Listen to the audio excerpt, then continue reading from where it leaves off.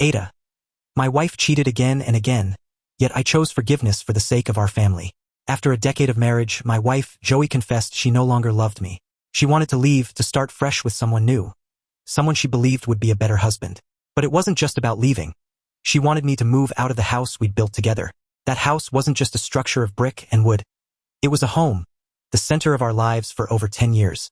It was where we raised our 8-year-old daughter, who's as sweet and well-behaved as any parent could hope for. The idea of walking away from it all broke my heart. Our marriage hadn't always been this strained. We'd started out strong, building a happy life with promising careers, love, and laughter. But then cracks began to form. I fell into a deep depression that left me struggling to give her the love and attention she craved. I didn't realize how much she was hurting, too, until I discovered she had found comfort in someone else. That revelation cut me deeply.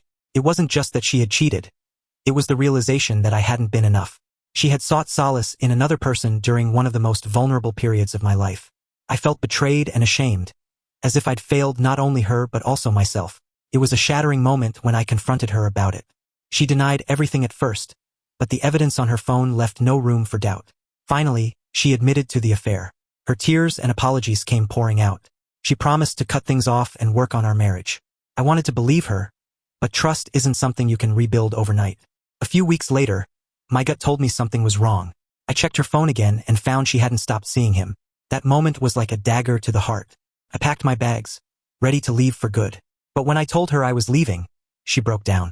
She cried uncontrollably, apologizing again and again. She looked so lost, so full of regret, that I couldn't bring myself to walk away. I hated that my love for her outweighed my anger.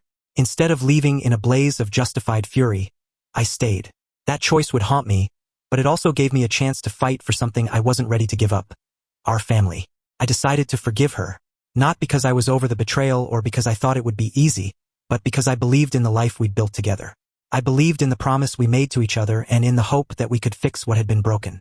Most importantly, I did it for our daughter. She deserved to grow up in a home filled with love and stability, not one torn apart by bitterness and resentment.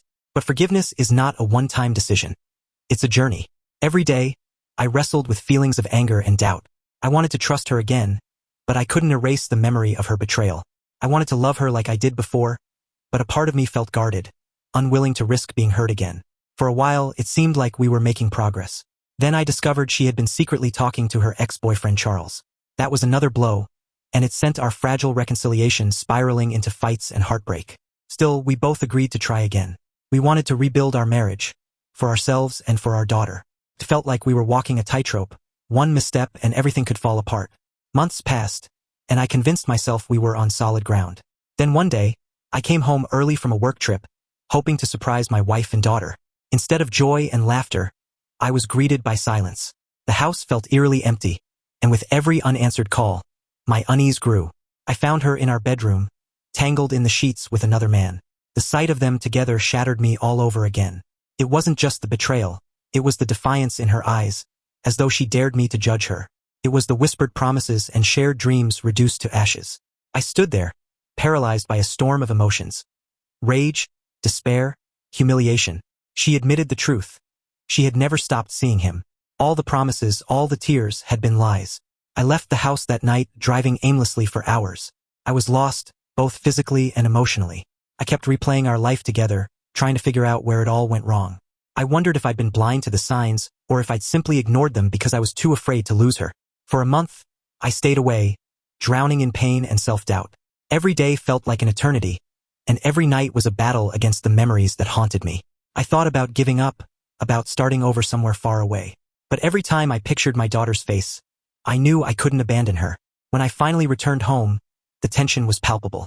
My wife's eyes were filled with guilt and fear, but also a glimmer of hope. I didn't know what the future held, but I knew I had to face it. Not for her, but for our daughter, for the family we had tried so hard to protect.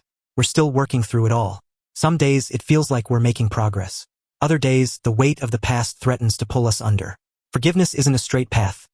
It's full of twists and turns, setbacks and small victories. But for now, we're committed to trying. The journey hasn't been easy, and it's far from over. But I've learned that love isn't always about being perfect. It's about choosing to stay and fight, even when the odds seem stacked against you. I don't know if we'll ever fully heal, but I believe in the possibility of a better future. For our daughter's sake and maybe even for our own, I'm holding on to that hope.